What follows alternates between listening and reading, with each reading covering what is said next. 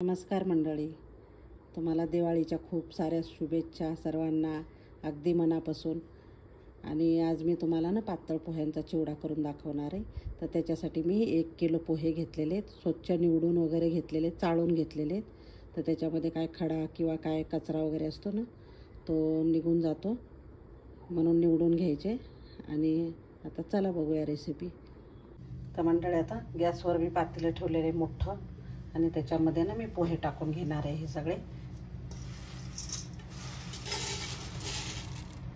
तर मंडळी 2 ह्याच्यामध्ये भाजणार आहे मी, नाहीतर मग ते तुटतात. सगळे एकदम घातले ना तर तुटतात, म्हणून मी 2 बॅचमध्ये भाजणार आहे. आता ह्याला थोडंसं मीठ टाकायचं. मीठ टाकल्यामुळे ना पोहे आकसत नाहीत, नाहीतर मग असं चुरा होतो पोह्यांचा आणि असे सरळच राहतात मस्त. त्याच्यामुळे मीठ टाकायचं आणि टेस्ट पण खूप छान येते. तर आता मी मीठ टाकते, साधं मीठ थोडंसं टाकायचं चिवड्यात, नंतर टाकायचं परत. आता मंडळी हळद पण टाकून घ्यायची याच्यात थोडीशी, म्हणजे सगळ्या ह्याला मिक्स होते. आणि अलगद पोहे हलवायचे, जास्त त्याला हे नाही करायचं, अलगद. आणि तेलाची थोडीशी धार टाकणार आहे मी आता. असंच करून मी दोन्ही पण पोहे भाजून घेणार आहे.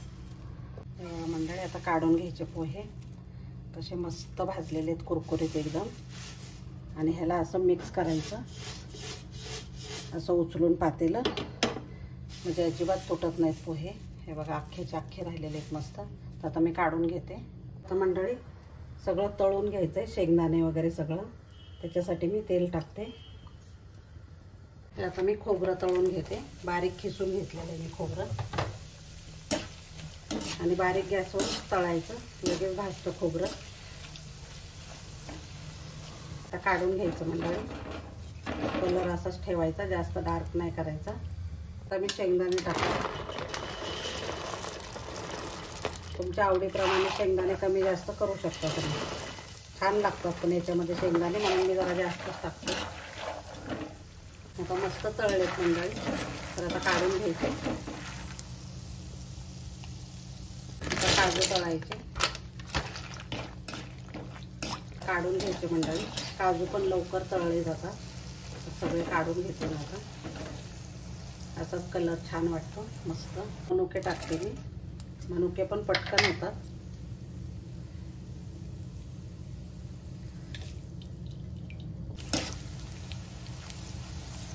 मस्त फुललेत, लगेच 2 मिनिटात तर होतात मनुके, जास्त वेळ नाही लागत. आता काढून घ्यायचे. आता डाळ घालायचं, तुमच्या आवडीप्रमाणे घाला तुम्ही. ह्याचं काही नसतंय, कमी जास्त करू शकता तुम्ही सगळं. काजू, शेंगदाणे, डाळ, खोबरं तुमच्या आवडीप्रमाणे घालू शकता. काढून घ्यायचं भाजलेलं. बदाम टाकायचे,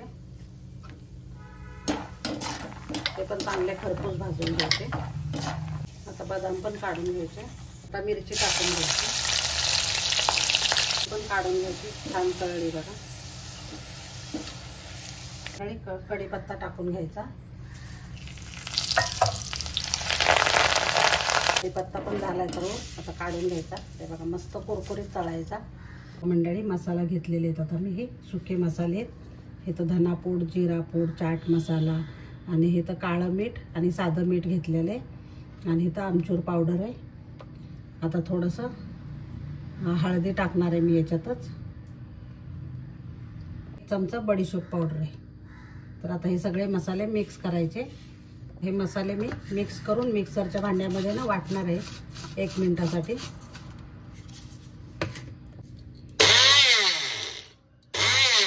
काढून घेते. याच्यातच मी साखर वाटणार आहे थोडीशी. आता मंडळी एका कढईमध्ये ना त्याच्यातलंच मी तेल थोडंसं ओतणार आहे. मसाला आपल्याला थोडासा हे करायचं, भाजून घ्यायचा आहे.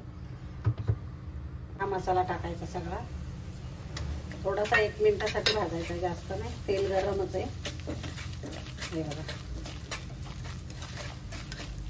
हे सगळं तळून काढलेलं आहे ना, हे सगळं मिक्स करायचं याच्यामध्ये मसाल्यामध्ये.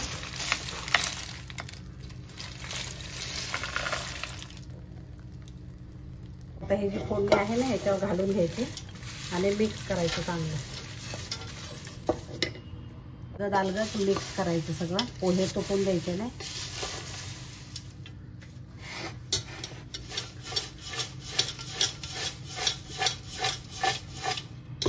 अशा पद्धतीने डाळी पिठी साखर टाकायची थोडीशी वरून आणि मिक्स करायचं, हातानेच मिक्स करायचं. अलगद किती भारी झालेलं आहे बघा. तर आता मी मस्त मिक्स करून घे. मंडळी चिवडा तयार झालेला आहे. तर किती मस्त आणि खुसखुशीत झालेला आहे. तर खूपच सुंदर होतो आणि जराही तुटलेला नाही आहे बघा. किती मस्त झालेले आहेत. अख्खेचे अख्खे पोहे राहिलेले आहेत हे बघा.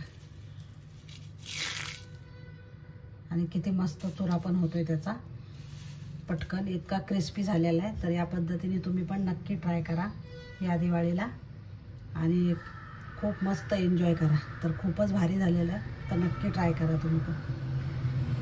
जर माझा व्हिडिओ आवडला असेल तर लाईक, शेअर आणि सबस्क्राईब करायला विसरू नका. धन्यवाद.